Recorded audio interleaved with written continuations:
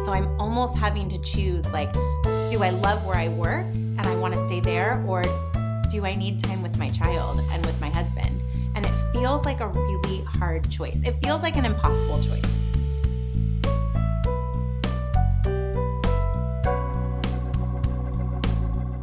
Silicon Valley has more jobs than homes, so housing costs soar, pushing workers out of the area. Why should we all care? Well, traffic congestion, long waits for services, and trouble staffing businesses. We say if you work hard, you'll have a home and time for your family. But for many, teachers, first responders, and service workers, that promise is a dream. Here are their stories. I'm in the car on average each day at least an hour and a half to 2 hours. That's if I've left at the times I'm hoping to leave, and that's just not counting weather or something on the road. Sometimes I would kind of wake up early, either worrying about the commute or wake up early because our baby was crying. And sometimes even if it was 4 in the morning or 3:30 in the morning, I would just get up and go, because then at least there'd be no cars on the road.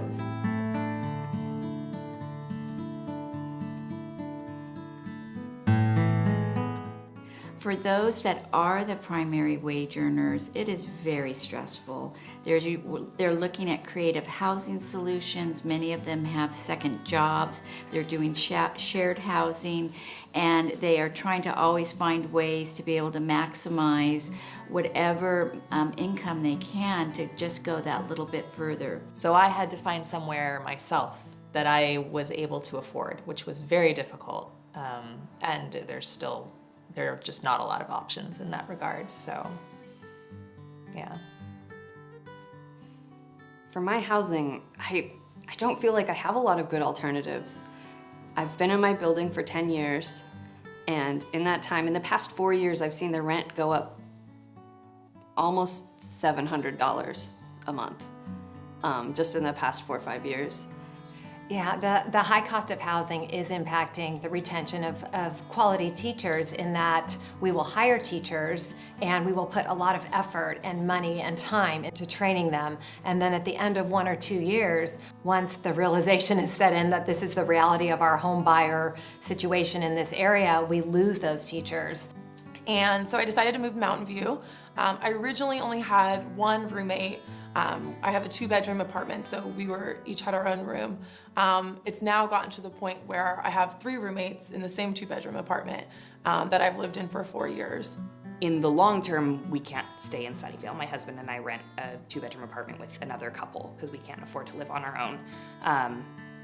But I'm 30 and I would like to have kids and settle down and live with my husband without housemates. But unfortunately, since our rent has been raised twice, and I think those 2 rent raises equaled up to $1,200 a piece, we're gonna have to move in order to actually save for a home.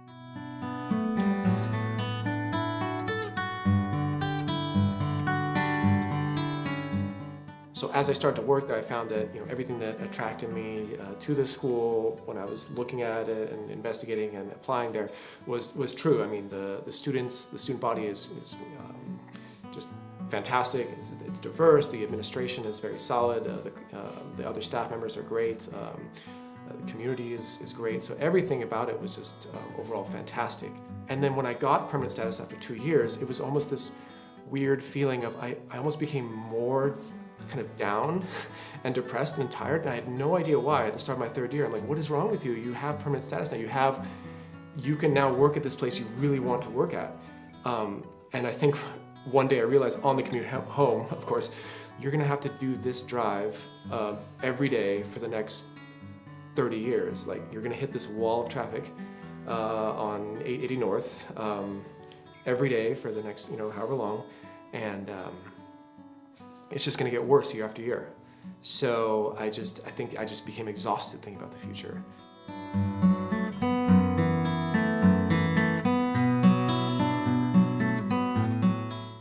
We need to have our caregivers close to us. We have a lot of patients that we have to take care of, and we can't have people living, a lot of people on call. We can't have people living 3 hours away that are being on call. In all that time commuting, I give up a lot of time that could be used for studying. I'm a part-time student, so about an hour each way, that's 2 hours roughly where I would be losing out on study time. I see myself growing and developing as a teacher and being a part of this school community, and we have a kind of an institution of English teachers in our department. Some have become admin, others have just worked as in so many leadership positions within the school to make our department what it is, and I really want to be a part of that institution. And I never thought that it would be a conversation that I would leave. My entire family is 45 minutes away. My husband's entire family is 45 minutes away. But as we start talking about kids and the reality of living here, We've been losing quite a few employees. About 30% of our employees leave the area, relocate out of the area, which is not something that's very significant to us.